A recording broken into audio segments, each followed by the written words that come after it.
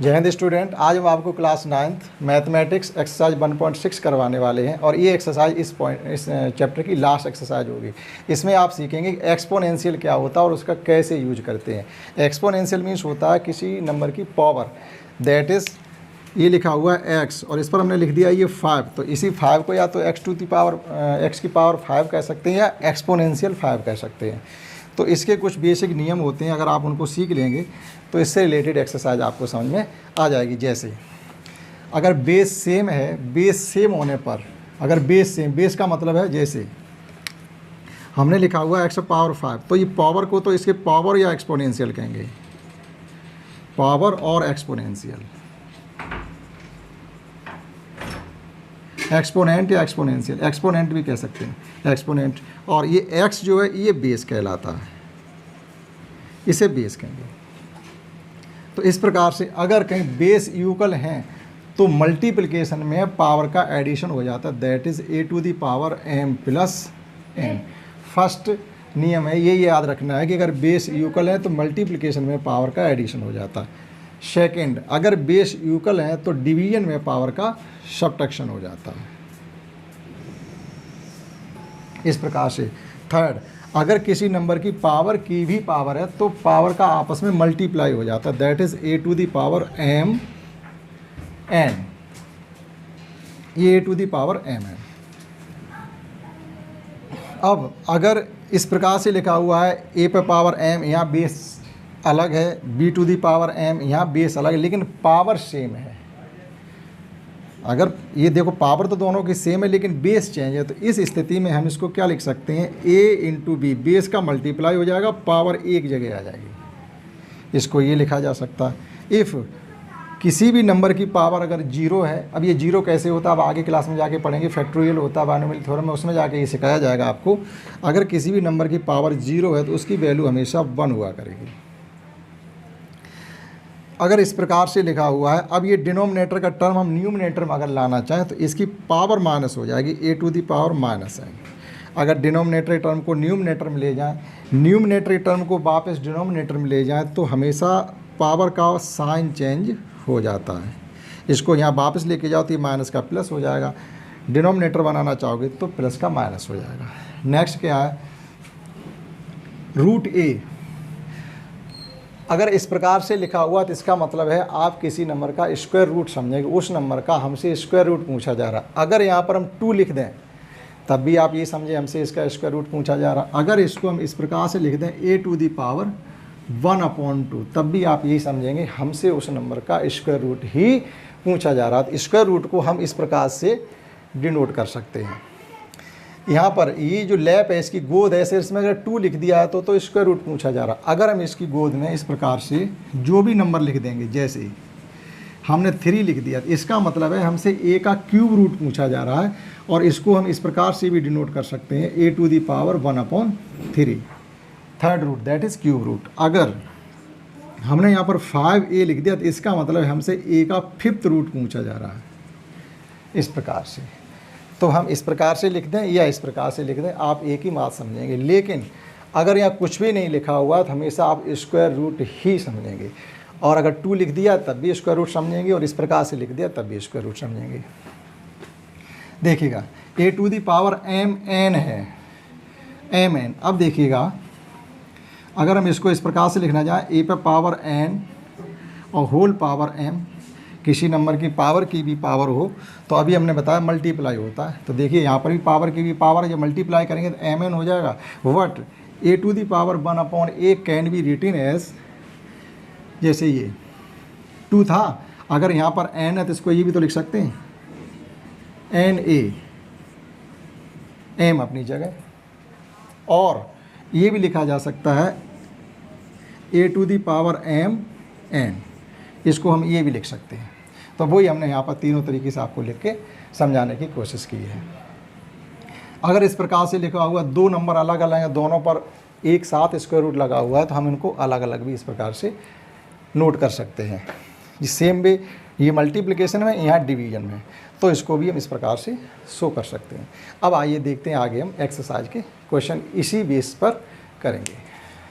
तो इस एक्सरसाइज का फर्स्ट क्वेश्चन है फाइंड दैट इज़ 64 की पावर 1/2 है। 1/2 अभी हमने बताया था स्क्वायर रूट होता है। 1/2 मीन्स स्क्वायर रूट, यानी सेकेंड रूट हमको लेना है। और यहाँ लिखा हुआ 32 power 1/5 that is fifth root निकालना है।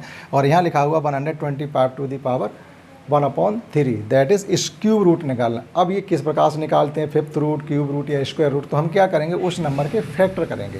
जैसे 64 है तो 64 के हमने फैक्टर किए, 64 के जब हम फैक्टर करेंगे तो ये आ जाएगा 32, 16, 8, 4, 2, 2 दैट इज़ 2 पे पावर कितना लिख सकते हैं, 1, 2, 3, 4, 5,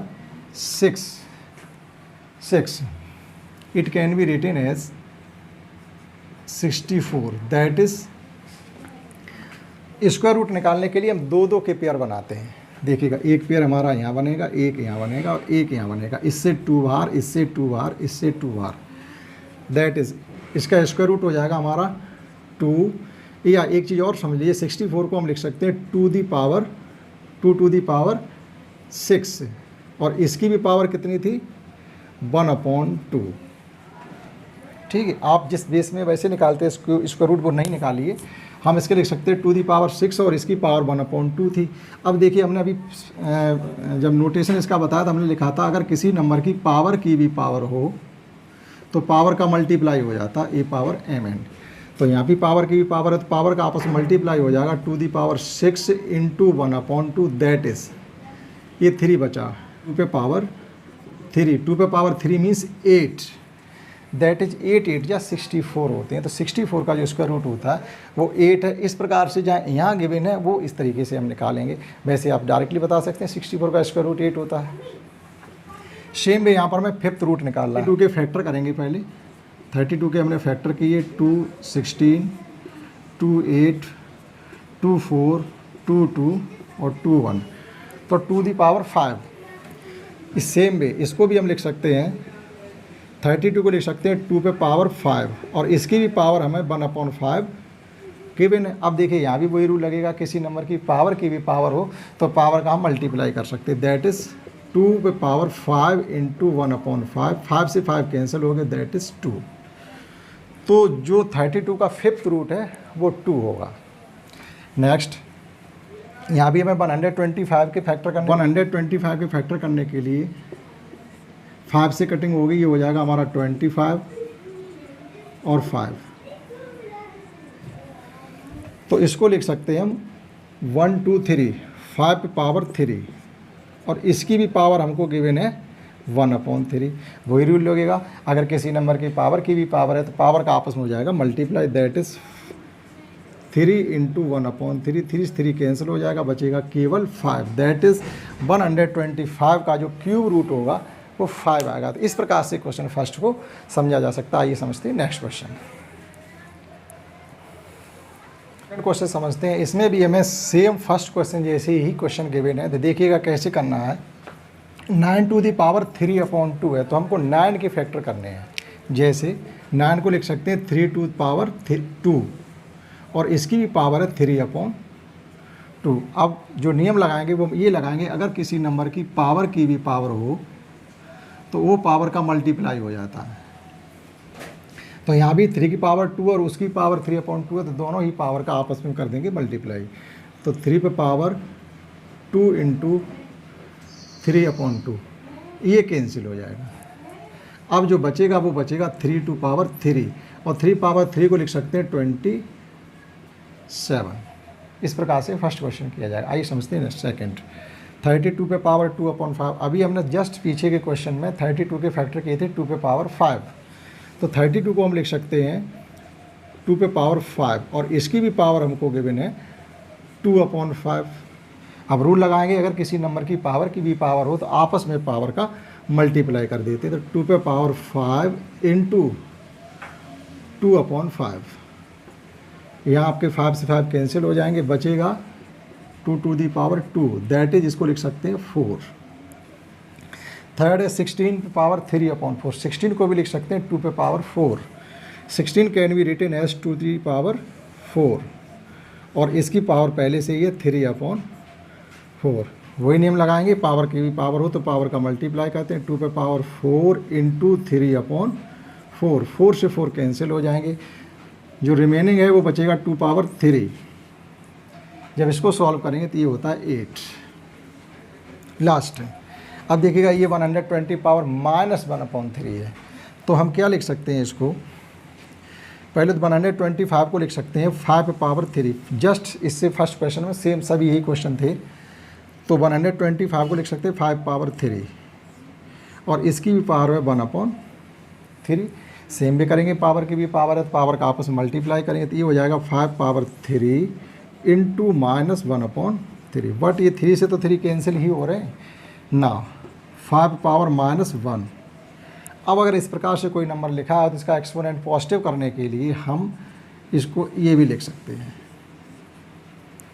तो इस प्रकार से क्वेश्चन सेकंड एक्सप्लेन किया जा सकता है, ये समझते हैं। नेक्स्ट क्वेश्चन, आज का last question, simplify the following. ये जो हमको गिवन है 3-4 क्वेश्चन, इन्हें हमें सिंप्लीफाई करना है, जो अभी हमने एक्सपोनेंट के रूल बताए थे उन्हीं को हमें यूज करना है। तो देखिएगा यहाँ पर बेस सेम है, जब बेस सेम है तो मल्टीप्लिकेशन में पावर का एडिशन हो जाता है, that is it can be written as 2 the power 2/3 plus 1/5। अब इनका हमें एडिशन करना है, तो एडिशन करने के लिए 2 पे पावर, इसका एलसीएम हो जाएगा 15 और ये हो जाएगा 5 2 या 10 प्लस 3, 5 3 या 15, 3 का मल्टीप्लाई हो जाएगा। फ्रैक्शन का हमने सॉल्व कर लिया, तो 2 पे पावर ये हो जाएगा 13/15।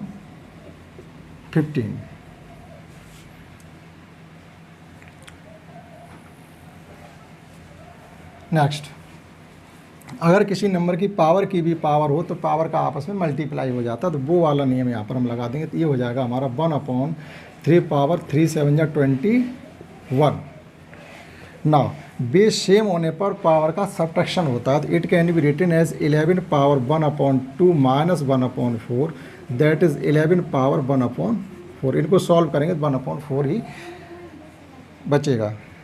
देखिएगा अब पावर सेम है तो बेस का मल्टीप्लाई कर सकते हैं, that is it can be written as 7 into 8 to the power 1/2, that is 7 8 या 56 टू द पावर 1/2। तो इस प्रकार से क्वेश्चन थर्ड को किया जा सकता है। इस प्रकार से हमने आपको इस एक्सरसाइज के सभी क्वेश्चन करा दिए और ये चैप्टर भी आज इसी एक्सरसाइज के साथ कंप्लीट हो जाता है। आपको ये मेरा वीडियो अच्छा लगा हो तो लाइक करें, शेयर करें, मेरे चैनल को सब्सक्राइब करें। That's all.